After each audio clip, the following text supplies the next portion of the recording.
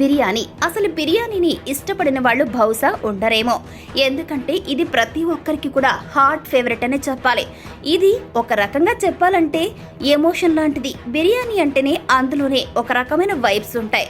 అయితే చాలా మంది బిర్యానీ తింటారు, కానీ బిర్యానీ అసలు పేరేంటి అని ఎప్పుడైనా మీరు థింక్ చేశారా?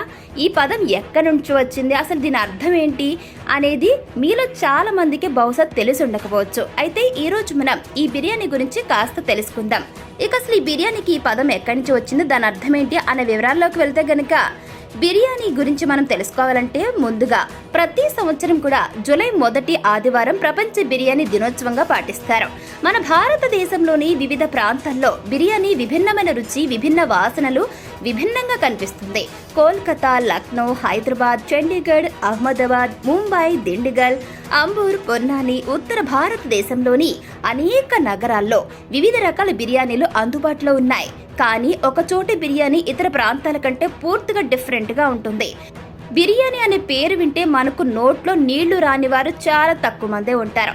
బిర్యానీ కేవలం ఫుడ్ మాత్రమే కాదు, భోజన ప్రియులకు భావోద్వేగం. బిర్యానీ గురించి మిమ్మల్ని ఆశ్చర్యపరిచే వాస్తవాలు ఉన్నాయి. బిర్యానీలో బియ్యం, మాంసం, నూనె ఉంటాయి. బిర్యానీ తినడం వల్ల మన శరీరంలో కార్బోహైడ్రేట్స్, ప్రోటీన్స్, కొవ్వులు పుష్కలంగా చేరుతాయి. ఇది బాడీకి స్పెషల్గా ఉపయోగపడుతుందని చెప్పాలి. బిర్యానీలో పసుపు, కుంకుమ వంటి మసాలా దినుసులు, అంటే కుంకుమ అంటే ఇందులో మనం తెలుసుకోవాల్సింది మామూలుగా మనం వాడే కుంకుమ కాదు, కాశ్మీరీ కుంకుమ ఉంటుంది కదా, అదనమాట. అటువంటి మసాలా దినుసులు మన జీర్ణ వ్యవస్థలో జీర్ణక్రియకు చాలా హెల్ప్ చేస్తాయి. కానీ స్పైసీ బిర్యానీని ఎక్కువగా తింటే జీర్ణ సమస్యలు వస్తాయి. ఈ దేశంలో అంటే మన భారతదేశంలో 10 రకాల బిర్యానీలు అందుబాటులో ఉన్నాయి. కోల్కతా బిర్యానీ యొక్క ప్రత్యేకమైన రుచి మరిచిపోలేనిది. బంగాళదుంపల సమక్షంలో బిర్యానీ రుచిగా మారుతుందని చాలా మంది చెబుతారు.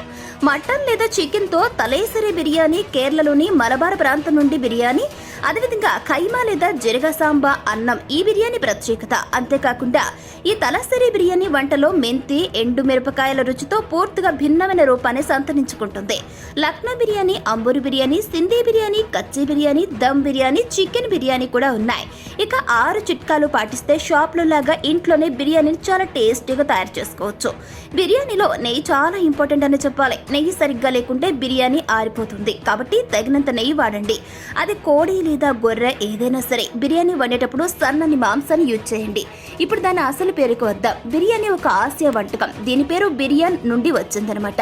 ఇది పర్షియన్ పదం అంటే వేయించిన లేదా కాల్చిన అని అర్థం. ఇంకో పేరు కూడా ఉంది. మరొక పర్షియన్ పదం కూడా బిరించి నుండి దాని పేరును పొందిందని నమ్ముతారు.